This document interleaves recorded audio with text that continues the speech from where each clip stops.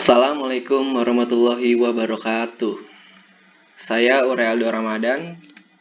Di video kali ini saya mau sharing tentang bedah karya, terutama sport center dalam matkul PA5. Nah, bangunan yang pertama akan dibedah yaitu Lens by Hassett by Zebra. Nah, ini fungsi utama sebagai sport center. Nah, yang pertama-tama profilnya sendiri. Lokasi dari Lens by Hassett ini ada di Græsting, Denmark. Arsiteknya Zebra. Areanya seluas 600 meter persegi dan tahun selesai pembangunan tahun 2010. Bangunan ini adalah gedung olahraga yang terletak di area pemukiman warga. Dan bangunan ini dimanfaatkan tentunya sebagai ruang olahraga dan aktivitas sosial warga sekitar. Contohnya acara-acara yang ada di warga tersebut. Nah, lapangan olahraga yang tersedia adalah lapangan badminton, sepak bola, basket, dan voli. Nah, selanjutnya ini penampakan interiornya.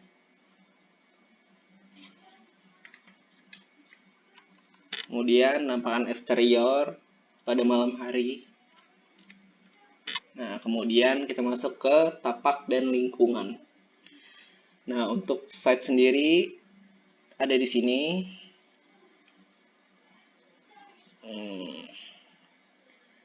Nah, pada utara site itu ada rumah warga. Makanya tadi area pemukiman warga. Nah, di utaranya ada rumah warga dan jalan Bondejerveg. Nah, ini jalannya. Nah, untuk di timur itu lahan kosong, di sini lahan kosong, dan di selatan juga lahan kosong. Jadi kayak ladang gitu. Bukan ladang sih, lahan kosong, lebih ke lahan kosong.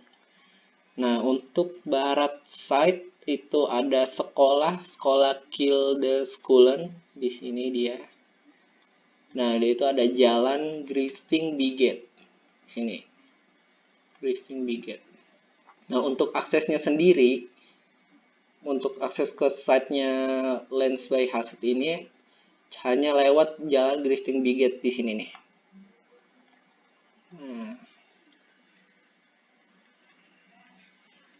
Selanjutnya kita masuk ke denah. Nah, untuk nomor 1 area olahraga di sini, di tengah-tengah. Di lapangan sendiri itu lapangannya compact ya. Jadi dalam satu luasan kayak gini bisa buat banyak olahraga. Nah, untuk ruang yoga itu ada di sini yang warna kuning. Selanjutnya ruang fitness di sini. Selanjutnya nomor 4, ruang bilas, loker, dan toilet ada di sini. Selanjutnya nomor 5, kantin sebesar ini. Nah, ini toilet nih. Ini toilet. Nah, selanjutnya nomor 6 itu ruang tidur pengelola. Jadi dia ada mini hostel gitu buat pengelola di sini.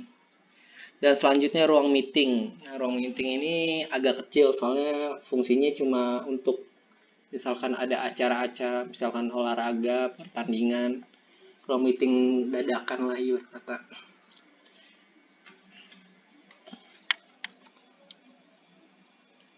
Nah, iya. Oh, untuk nomor 5 yang kantin. Nah, ini dapurnya di sini ya. Sorry tadi kelewat.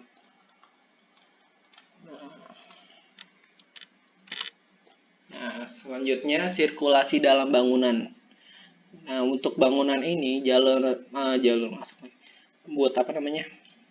Akses masuknya itu dari segala arah, utara, selatan, timur, barat ada semua. Nah, di sini contohnya. Dari utara aja dia udah ada 3 pintu. Langsung masuk ke lapangan. Nah, dari dari timur dia ada yang langsung masuk ke ruang fitness, ada yang langsung masuk ke dapur, ada yang langsung masuk ke kantin. Nah, ada juga yang langsung masuk ke lapangan. Nah, dari selatan ada langsung masuk ke ruang meeting. Ke lapangan juga langsung ada 4 pintu. Ke kamar tidur pengelola juga ada langsung akses masuk. Dan bagian barat juga langsung masuk. Ada pintu langsung akses masuk ke ruang yoga sama ruang bilas. Nah, untuk dari ruang fitness ini dia ada kayak foyer di sini. Foyer. Ini baru ruang fitness. Nah, di atas sini ini ada tangga di sini, dia masuk ke lantai, ke mezanin. Mezanin di atas ada mezanin sepanjang ini. Selanjutnya ini dapur. Seperti biasa dapur. Ini kantin, bangku-bangku. Nah, ini juga ada tangga naik ke mezanin. Nanti mezaninnya ada di view interior. Iya, view interior. Nah, ini area foyer. Nah, ini area service, toilet difabel. Difabel ini. Nah, ini ruang meeting. Ini ada kursi-kursi. Ada meja dan kursi maksudnya. Nah, ini ada ruang yoga di sini juga. Ada ke mezanin buat tempat nonton ke area lapangan langsung. Nah, di sini ada ruang bilas. Langsung ini ada toilet satu disediakan. Ini ruang locker dan bilas maksudnya. Ini ruang locker, ini ruang bilas. Nah, ini ada kamar tidur pengelola. Di sini ada 3 kamar. 2 kamar buat satu kasur, dan 1 kamar lagi untuk 2 kasur. Di sini ada mini pantry.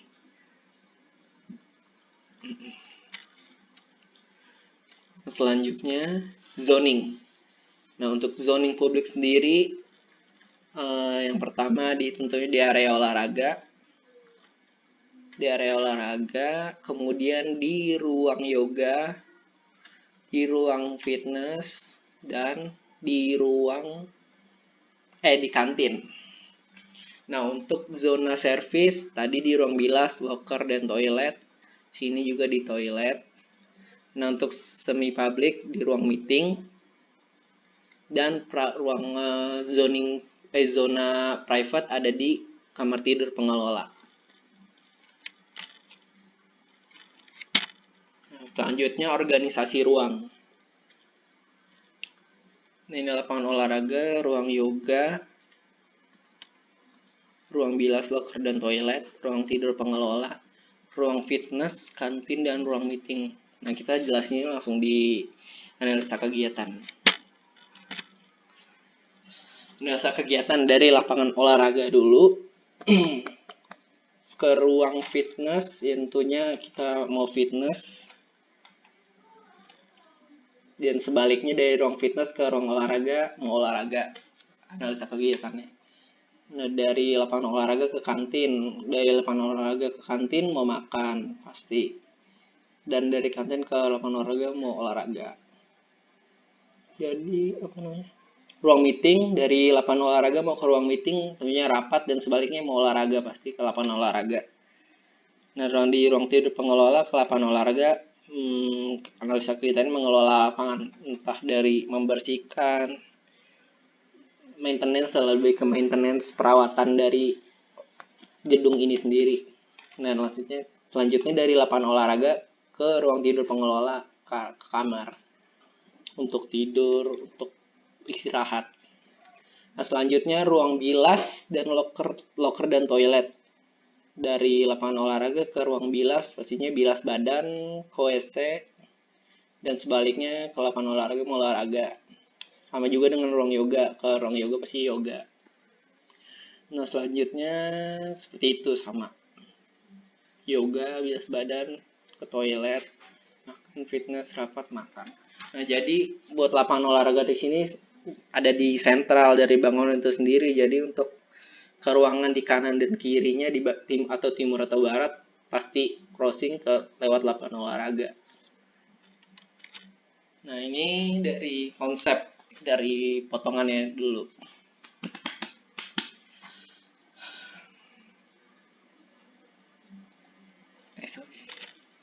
Nah, di sini atapnya itu pakai skylight, jadi memanfaatkan banget dari cahaya matahari itu sendiri. Di sini ya.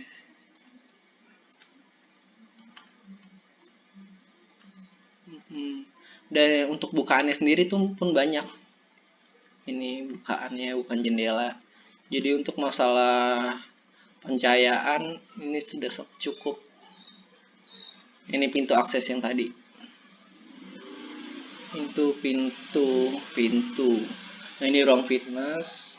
Nah, ini ada ruang yoga. Nah, ini mezanin yang tadi dijelaskan, ada tangga ke atas. Jadi buat menonton ke lapangan. Di sini juga ada mezanin, cuma tidak terpotong. Nah, untuk tinggi dari maksimal bangunan ini 8,5 meter. Itu udah cukup untuk standar lapangan olahraga, terutama badminton yang memerlukan plafon tinggi.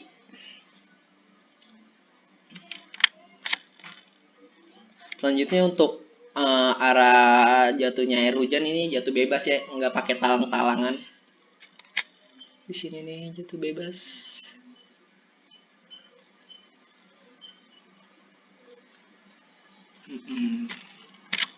Selanjutnya kita masuk ke konsep. Di sisi kanan dan kiri lapangan didesain.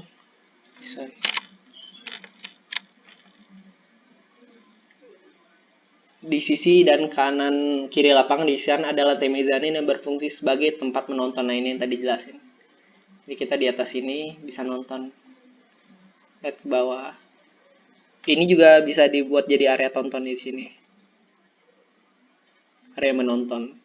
Kalau misalkan emang ada pertandingan yang diadakan di area pemukiman warga tadi. Nah, konsep pintu masuk dari semua sisi bangunan sehingga bangunan ini fleksibel bagi pengunjung.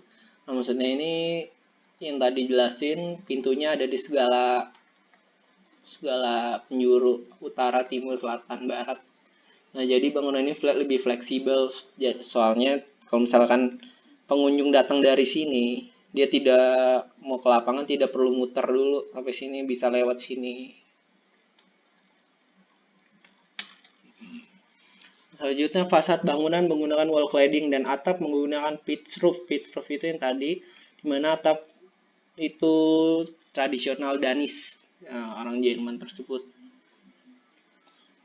Nah, selanjutnya, konsep lapangan indoor berada di pusat bangunan, sehingga menjadi magnet untuk ruangan-ruangan yang ada di kanan dan kirinya.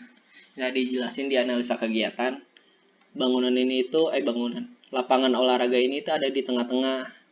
Jadi, kayak magnet buat ruangan-ruangan di kanan dan kirinya. Untuk gini. Nah, konsep lapangan yang kompak yaitu dalam satu lapangan ada berbagai olahraga yang bisa dimainkan. Yang dijelaskan di awal, lapangan badminton, sepak bola, basket, dan voli. Yang tadi jelasin ini. Satu lapangan ini bisa buat berbagai macam bidang olahraga. Selanjutnya, terakhir konsep struktur. Untuk lebar bentang lebar ini dia 22 meter ya, tentunya bentang lebar ya. Sehingga harus menggunakan konstruksi baja. Ini. Di sini. Jadi, karena standar konstruksi baja itu lebih dari 18 meter ya, udah wajib.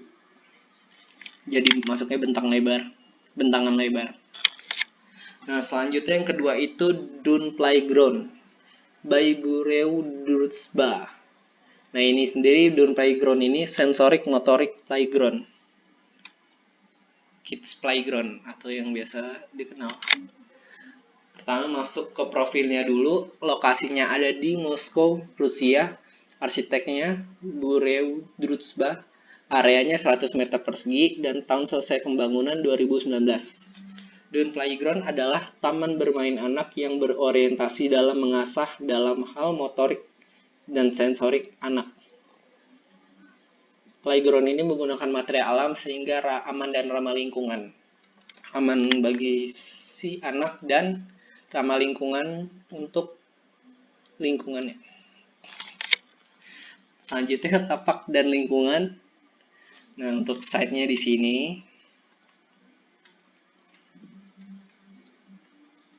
Nah, bagian barat site itu ada Jalan Malaya Ordinka Ulitsa.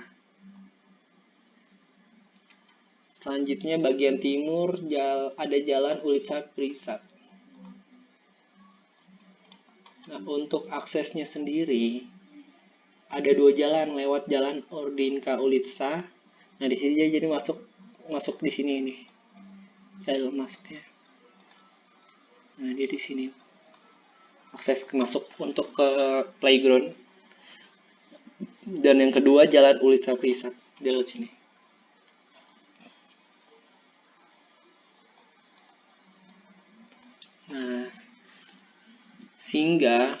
Nah, ini di sini. Sehingga untuk site ini tidak langsung menghadap ke jalan. Jadi untuk keamanan, dari keamanan si anak, keamanan site, dan kebisingan sangat diminimalisir. Nah, selanjutnya layout playground. Nah, yang nomor 1 ini Dune Playground. Nah, ini area playground yang akan kita jelaskan. Nah, selanjutnya water fountain. Dia ada kayak air mancur di lantai gitu. Dan 3 tuh tempat duduk santai. Di sini ada banyak tempat duduk.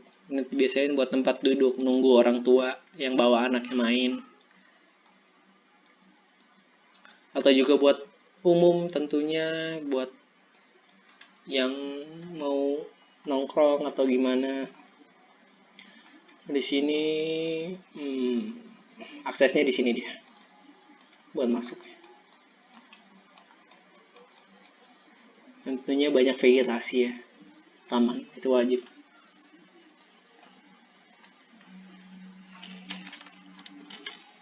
Nah, ini dia playgroundnya sendiri.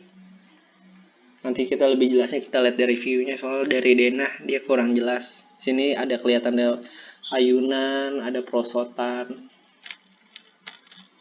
Nah, untuk zoning pastinya ini masuk zoning publik semua ya. Nah, organisasi ruangnya ya dari 3 itu, 3 ruang tadi, playground, water fountain, dan tempat duduk saling melengkapi. Nah, selanjutnya langsung masuk ke konsep aja. Nah, Dune Playground ini menggunakan konsep bentuk kapal selam. Dari bentuknya sendiri yang emang kayak kapal selam ya. Pertama di sininya nih. Nah, nuansa gurun pasir. Nah, ini gurun pasir. Dan 3 lubang binatang penggali tanah. Yang dimaksud tuh yang ini. Banyak lubang-lubang. Jadi di lubang ini tuh ada ruangan lagi. Anak-anak bisa masuk di sini. Nah, Dune Playground ini menggunakan warna natural. Kelihatan dia warna natural dari papan tulis di sini. Dari pasirnya warna natural. Sampai kayu-kayu aja warna natural, tidak dicat, tidak menggunakan warna kontras yang cerah seperti playground pada umumnya. Nah, selanjutnya Dune Playground ini menggunakan objek-objek permainan yang multifungsi, sehingga anak-anak dapat berimajinasi dengan objek yang tersedia. Terutama yang ada buat yang bentuk kapal selam tadi, bisa buat teriak-teriak lah di situ, buat kayak gini nih. Nah, udah itu apa namanya, dari lubang-lubang penggali ini mereka bisa di dalam main kemah-kemahan kayak atau apa. Nah, selanjutnya nah ini juga di papan tulis ini mereka bisa coret-coret di sini sehingga lebih bebas, anak-anak bebas. Nah, selanjutnya untuk apa namanya, wahana permainannya yang tersedia. Nah, pertama ayunan. Nah, ayunan ini menjadi sumber input vestibular atau yang berperan dalam keseimbangan, koordinasi, dan kontrol gerak tubuh yang baik. Nah, ini fungsi dari ayunan itu sendiri dalam hal mengasah sensor dan motorik anak. Panjat tali. Nah, di sini panjat talinya.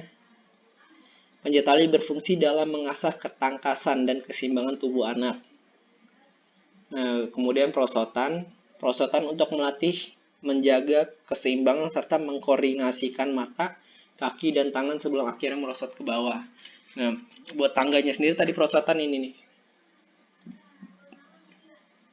Tangganya lewat sini mereka. Nanti mereka baru berdiri, baru merosot ke sini. Nah, untuk akses buat ke anak-anak main panjat tali di sini. Nah, ini untuk panjat dinding. Ini untuk papan tulis yang tadi. Bisa coret sesukanya, ini ayunan. Nah, perosotan untuk melatih. Nah, selanjutnya panjat dinding itu fungsinya berperan dalam mengkoordinasikan urutan tangan dan kaki saat memanjat, keseimbangan tubuh, serta mengembangkan kekuatan jari-jari anak. Nah, ini.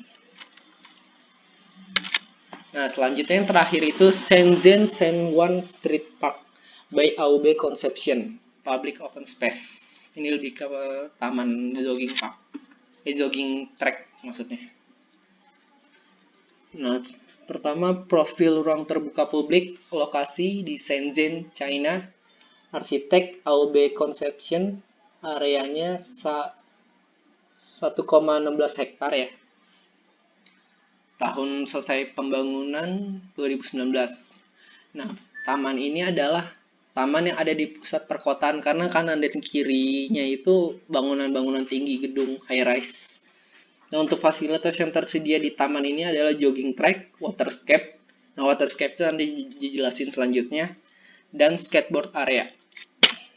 Nah, di sini untuk jogging tracknya segini. Di sini yang di merah-merah. Selanjutnya ini waterscape. Waterscape-nya. Dan ini area skateboard. Iya. Nah, selanjutnya kita masuk konsep waterscape. Sorry. Buat jogging tracknya sendiri, ini dia mengelilingi ya, pastinya sih. Untuk aksesnya dia ada di sini.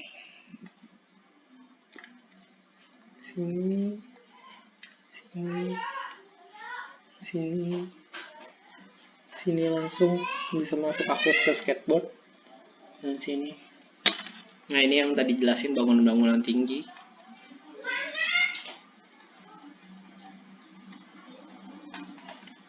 Iya. Nah, selanjutnya konsep waterscape. Pertama, dari air hujan turun dari taman ke kolam. Nah, jadi di taman ini di sloping biar langsung masuk ke saluran yang ada di dalam set tersebut. Nah, kemudian dari air sini dia di sloping, terus looping dialirkan. Nah, untuk kincir angin yang menjadi simbolik dari Shenzhen Street Park berfungsi sebagai sumber daya pompa yang mendorong air ke waterscape setinggi 10 meter dengan memanfaatkan energi angin. Maksudnya kincir angin ini dia memanfaatkan energi angin maksudnya. Nah, dari hasil listrik di sini dimanfaatkan untuk pompa dorong. Nah, pompa dorong itu sendiri bermanfaat untuk mendorong air ke atas untuk waterscape tadi. Nah, jadi yang tadi dikucurin air di sini nih. Nah, itu tuh pakai energi angin ini bila diperlukan, bila misalkan angin emang kurang kuat di situ ya pasti pakai listrik biasa. Nah, untuk sirkulasi airnya begini. Ini yang ada turun di sini dia kayak air terjun mini gitu, nanti ada di fotonya. Nah, ini waterscape-nya tadi yang airnya di sini. Ini yang tinggi 10 meter di sini. Nah, mulai dari sini dia dilepas. Nah, ini biasanya untuk bermain anak-anak biar mereka bisa explore, main air gitu. Nah, ini buat area skateboardnya sendiri. Biasanya dari ada ini misalkan dibuat maksudnya dibuat space buat skateboard gini, pasti ada komunitas skateboard nanti yang terbentuk sendiri dari taman ini. Nah, konsep pada malam hari yang terakhir, lampu taman akan menyala seperti permukaan laut sehingga akan menimbulkan kesan lembut dan tenang ini nih, yang ini. Nah, terutama untuk menenangkan hati para pekerja yang sudah lelah bekerja di tengah perkotaan. Ya, sekian, terima kasih. Itu semua yang 3 bangunan yang saya bedah karya. Wassalamualaikum warahmatullahi wabarakatuh.